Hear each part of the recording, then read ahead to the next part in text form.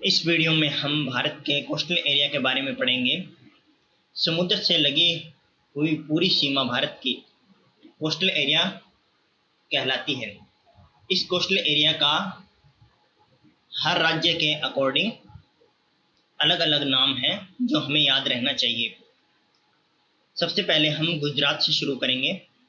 गुजरात के पास में जो तटीय मैदान है या तटीय क्षेत्र है उसको काठियावाड़ तट कहते हैं।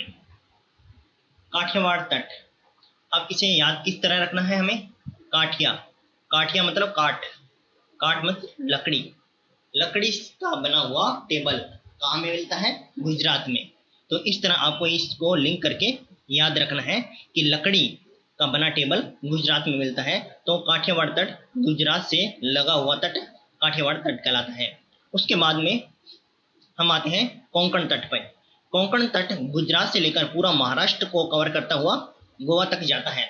तो ये कोंकण तट कहलाता है। इसे आप महाराष्ट्र से लिंक करके याद रखेंगे, कोंकण तट। इसके बाद में हम आगे बढ़ते हैं। गोवा से लेकर, ये गोवा है और ये कर्नाटक है। कर्नाटक की लगभग पूरी सीमा और गोवा से लेकर कर्नाटक की पूरी सीमा केनरा तट कहलाती है।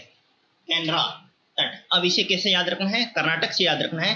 कर्नाटक में क्या आता है और रै आता है, कर्नाटक। और केनरा तट में भी क्या आता है और रै आता है। तो इस तरह आपको इसे याद रखना है, कर्नाटक से केनरा तट। इसके बाद हम आगे बढ़ते हैं मालाबार तट की तरफ। मालाबार तट केरल राज्य की पूरी सीमा मालाबार तट कहलाती है। इसे आपको केरल से याद रखना है, मालाबार तट। इसके बाद हम ये सारे तट जो अभी हमने पढ़े, ये पूरे तट हमारे पश्चिमी घाट को बनाते हैं। यानी लगभग पश्चिमी घाट हमारा दक्षिणी पश्चिमी हिस्सा भारत का पश्चिमी घाट कहलाता है। इसके बाद हम आते हैं पूर्वी घाट की तरफ। भारत का दक्षिणी पूर्वी हिस्सा पूर्वी घाट कहलाता है और इसी पूर्वी घाट के अलग अलग नाम हैं तट के। सबसे पहले आता है कोरोमंडल तट। कोरोमंडल तट तमिलनाडु की तट सीमा और आंध्र प्रदेश की पूरी सीमा कोरोमंडल तट का निर्माण करती है। तो आपको ये याद रखना है, तमिलनाडु और आंध्र प्रदेश की पूरी सीमा कोरोमंडल तट कहलाती है। उसके बाद में हम आगे बढ़ते हैं डेल्टा क्षेत्र की तरफ। डेल्टा क्षेत्र कौन सा हुआ? उड़ीसा राज्य और पश्चिम बंगाल की सीमा वाला तट डेल्टा क्षेत्र कहलाता है। इस तरह हमने भारत के सभी प्रमुख तटों को याद कर लिया है। ये तट बहुत इंपॉर्टेंट हैं।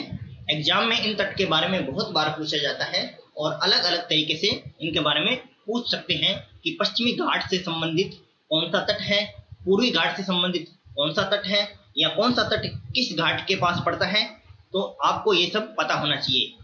पूर्वी घाट पूर्वी हिस्सा कहलाता है भारत का और पश्चिमी घाट पश्चिमी हिस्सा होता है। और इन घाटों के से लगे हुए तट अलग अलग नामों से जाने जाते हैं जो मैंने आपको इस मैप में बता दी हैं। आप इस वीडियो से इन्हें 2-3 बार देखिए और खुद से ट्राई करें मैप पर बनाने की। आपको ये अच्छे से याद हो जाएंगे। आशा करता हूँ आपको ये समझ में आया होगा। Thanks for watching.